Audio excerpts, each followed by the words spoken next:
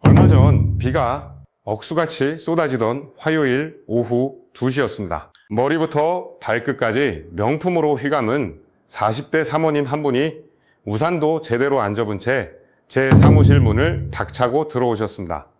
대표님, 저 마포에 45억 주고 산 건물 구청에서 호스텔 용도 변경 절대 안 내준답니다. 당장 다음 주가 잔금일인데 계약금 4억 5천만 원 그냥 허공에 날리게 생겼어요. 제발 좀 살려주세요. 비에 젖은 명품 가방을 회의실 탁자에 던지듯 내려놓고 주저앉은 그분의 목소리는 처절하게 떨리고 있었습니다. 요즘 유튜브나 블로그 보면 이런 말 참 많죠. 오래된 꼬마 빌딩 사서 호스텔로 용도 변경하면 건물가치 2배 오르고 외국인 관광객 상대로 고수익 낼 수 있다. 오늘은 그 달콤한 말만 믿고 겉만 번지르르한 빈 껍데기 건물을 샀다가 파산 직전까지 간 충격적인 이야기. 딱 2가지만 먼저 일부에서 확실하게 짚어드리겠습니다. 자, 첫 번째 포인트입니다. 홍대 바닥 16년 힘찬입니다. 많은 분들이 현장 실물을 모르고 아주 순진한 착각을 하시는 게 하나 있습니다. 호스텔 용도 변경, 구청에 서류 몇 장 넣으면 쉽게 될 거라 생각하시죠? 죄송하지만 현실은 정반대입니다. 특히 호스텔은 숙박업에 해당하기 때문에 2026년 현재 소방법에서 가장 까다롭게 그리고 가장 무자비하게 보는 업종 중 하나입니다. 그 중에서도 많은 분들의 뒷목을 가장 많이 잡게 하는 게 바로 스프링클러입니다. 아니, 스프링클러? 그거 그냥 인테리어 할 때 천장에 파이프 달고 물 뿜는 구멍 몇 개 뚫으면 되는 거 아니에요? 돈 주면 다 되는 거 아닙니까? 이렇게들 말씀하십니다. 앞서 말씀드린 40대 사모님이 마포에 산 45억짜리 건물이 딱 이 케이스였습니다. 현행 소방법상 숙박시설은 바닥 면적 합계가 600m 180평 이상이거나 층수가 6층 이상이라면 간이가 아닌 정규 스프링클러 설치가 무조건 의무입니다. 그런데 여러분, 스프링클러가 천장에 달린 동전만 한 쇳덩어리로 끝나는 줄 아십니까? 만약 불이 났을 때 그 스프링클러에서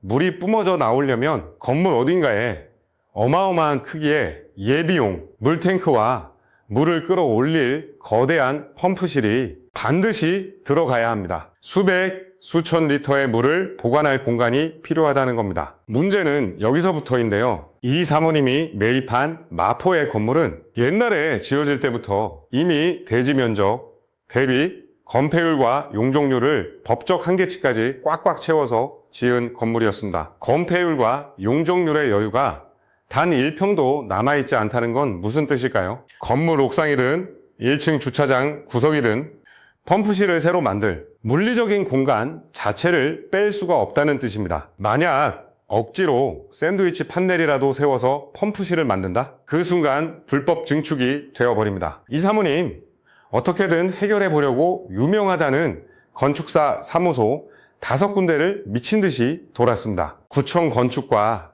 소방서 다 쫓아다녔는데요. 하지만 돌아온 대답은 똑같았습니다. 공간이 없어서 물리적으로 불가능합니다.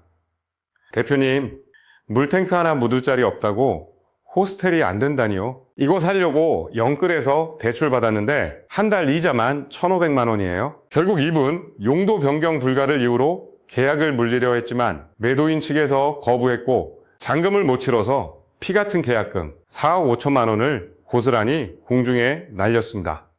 이게 현실입니다. 건물 외관만 보고 샀다가 건물 안에 숨겨진 보이지 않는 여유 공간과 소방 설비의 크기를 안 따지면 여러분의 전 재산이 하루아침에 날아갑니다. 두 번째, 이게 오늘 일부의 진짜 핵심입니다.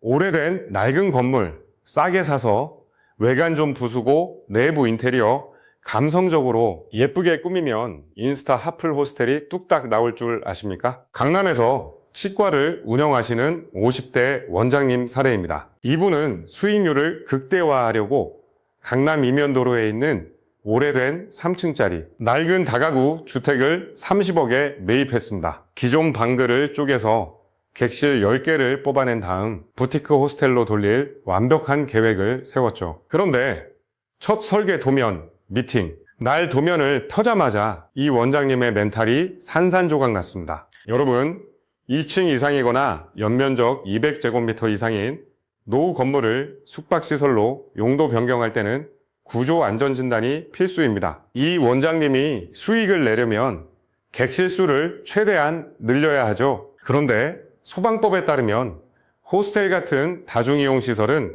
화재 시 대피를 위해 복도 너비가 무조건 1.5m 이상 나와야 합니다. 생각해 보세요. 옛날에 지어진 다가구 주택의 좁디 좁은 1m 남짓한 복도를 1.5m로 50cm나 넓히려면 어떻게 해야 할까요? 객실 쪽으로 벽을 밀어내야 합니다. 즉, 기존 방의 벽을 부숴야 한다는 뜻입니다. 그런데 그 부숴야 하는 벽이 건물의 하중을 버티고 있는 핵심 뼈대, 바로 내력벽이라면 어떻게 될까요? 내력벽을 철거하는 순간 건물은 무너집니다. 건물이 붕괴되지 않게 하면서 복도를 넓히려면 천장과 벽면 전체에 무겁고 두꺼운 철골 H빔을 덧대어 기존에 없었던 새로운 지지 구조를 만들어내야 합니다. 건물의 척추를 새로 심는 대공사입니다. 이 치과 원장님, 객실 10개 뽑겠다고 H빔 구조 보강 공사하는 데만 튀어나온 견적이 무려 2억 5천만 원이었습니다. 철거비와 일반 인테리어 비용은 다 뺀 순수 뼈대 보강 공사비만 말입니다. 대표님, 이거 배보다 배꼽이 훨씬 큽니다. 리모델링비 아끼려고 다가구 샀는데 뼈대 고치는 데만 2억 넘게 들어가면 이걸 도대체 제가 왜 샀을까요? 원장님은 허탈한 웃음만 지었습니다. 제가 16년 동안 마포, 홍대 바닥에서 꼬마 빌딩 수백 건을 중개하고 상담하면서 뼈저리게 느끼는 게 있습니다. 오래된 건물 싸게 사서 껍데기만 고치면 된다? 건물의 진짜 뼈대를 건드리는 순간 건물 공사비가 신축 공사보다 더 많이 나오는 참사가 벌어집니다. 자, 일부 내용 명확하게 정리하겠습니다. 첫째, 용적률이 꽉 찬 노후 건물은 소방용 물탱크 하나 넣을 공간이 없어서 호스텔 용도 변경 자체가 불가능할 수 있습니다. 둘째, 객실수 늘리려고 좁은 복도를 넓히다. 내력벽을 건드리면 뼈대 보강 공사비만 수억 원이 깨집니다. 호스텔 용도 변경의 무서운 덫. 오늘 말씀드린 건 빙산의 일각입니다. 정말 황당하고 피를 말리는 진짜 함정. 지하에 숨겨진 정화조 폭탄과 동네 사람들의 무자비한 민원 폭탄 이야기는 이어지는 2부에서 바로 공개하겠습니다. 여러분은 건물 매입하실 때 이렇게 보이지 않는 함정 때문에 아찔했던 경험 없으신가요? 여러분의 답답했던 사연이나 궁금한 점을 댓글로 남겨주시면 제가 직접 현장 실무자의 시선으로 낱낱이 답변 드리겠습니다. 오늘 영상이 여러분의 자산을 지키는 데 도움이 되셨다면 구독과 좋아요 꼭 부탁드립니다.